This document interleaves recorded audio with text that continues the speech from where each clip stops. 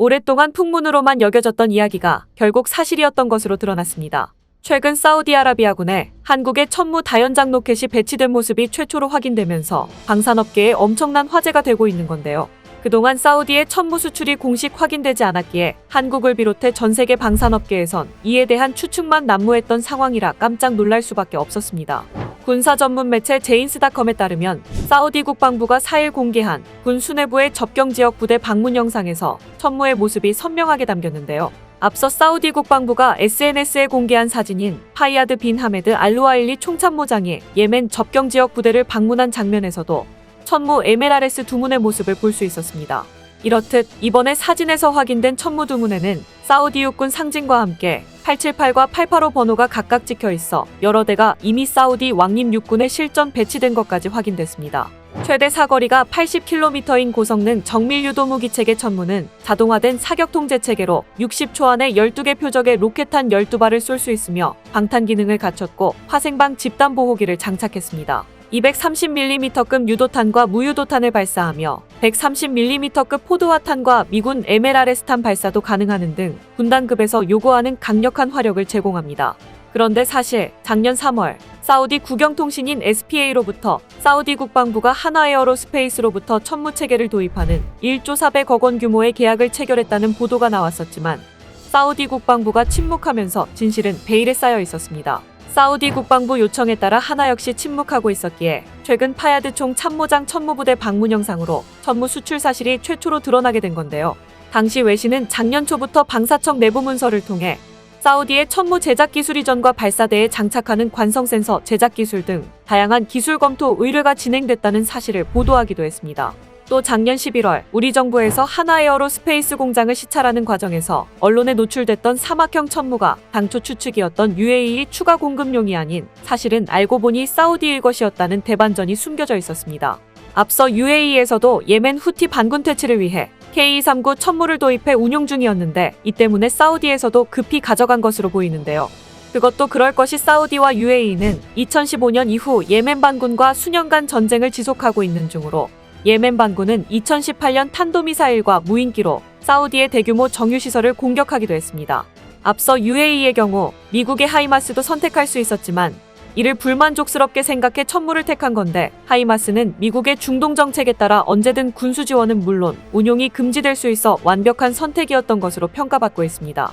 하이마스보다 성능이 우수한 일명 강철비로 불리는 천무는 성능도 성능이지만 미국의 군사용 GPS 사용 거부에 영향을 받지 않기 때문입니다. 그리고 이번에 사우디가 UAE에 이어 천무를 도입하면서 세계에서 두 번째로 천무를 사용하게 된 국가가 됐는데요.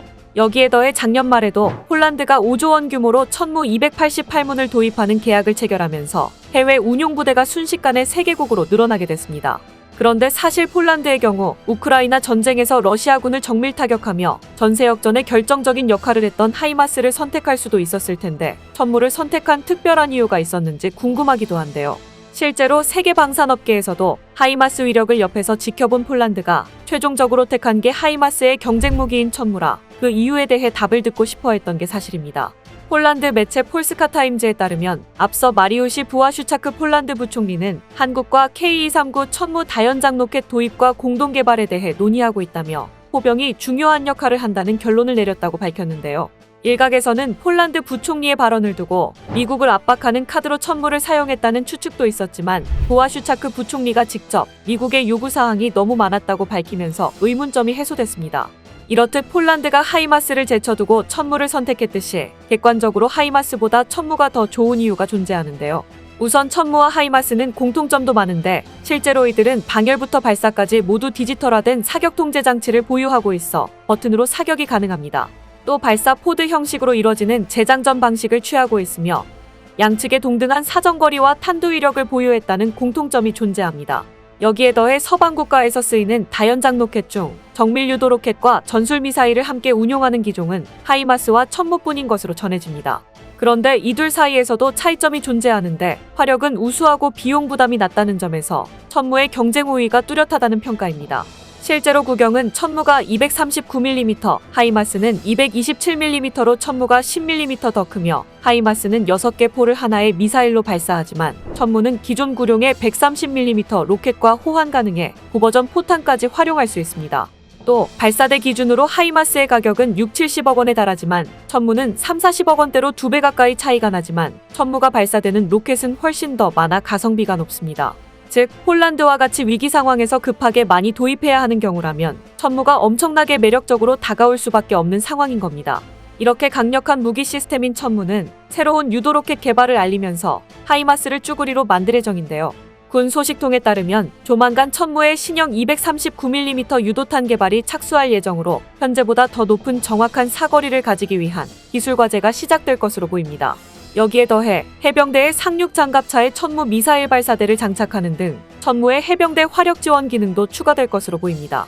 또 사실상 KTS-SM2 개발이 완료된 상황으로 실제로 작년에 ADD는 천무로 200km 미사일을 발사해 정확히 명중시키며 엄청난 화제를 만들었는데요.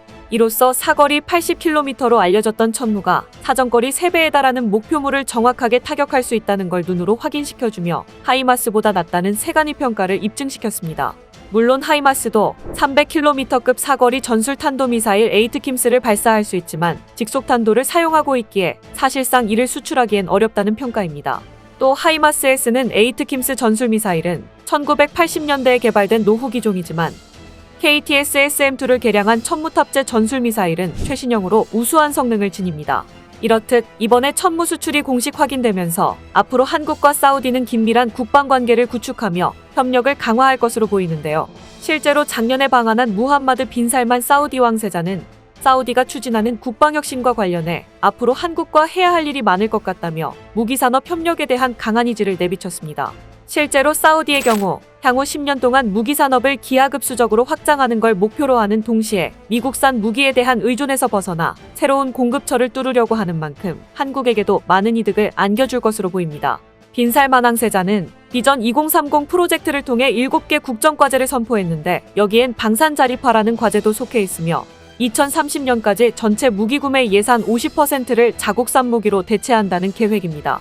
이렇게 사우디가 폴란드 잭팟의 몇 배 이상 규모가 될지 모를 정도로 엄청난 기회가 될 것으로 보이자 중국도 이런 기회를 놓치지 않고 이 틈을 파고들고 있는데요. 실제로 한동안 해외 순방이 뜸했던 시진핑 주석은 2년여 만에 첫 해외 순방으로 사우디행을 택하며 빈살만 왕세자를 만나 무기 수출 작업에 착수했습니다. 현재 사우디 내에서 중국은 탄도미사일과 군용 드론 생산에 관여하고 있는데 이참에 사우디와의 군사관계를 더욱더 발전시키려고 한 겁니다. 하지만 한국 방산이 든든히 자리를 지키고 있기 때문에 결과적으로 중국은 사우디에서 완전히 대패할 것으로 보이는데요. 단순하게 계산만 하더라도 수백조가 될 수 있는 사우디 방산 사업에 한국이 가만히 있을 리 없으며 전 세계 방산업계에서 두터운 신뢰를 쌓아온 한국에 사우디가 먼저 러브콜을 보내올 가능성이 매우 크기 때문입니다. 또 사우디가 돈이 없는 나라가 아닌데 하물며 중국이 뒤에서 정치적으로 수를 쓴다고 할지라도 성능이 검증되지 않은 중국산을 택하진 않을 것으로 보입니다.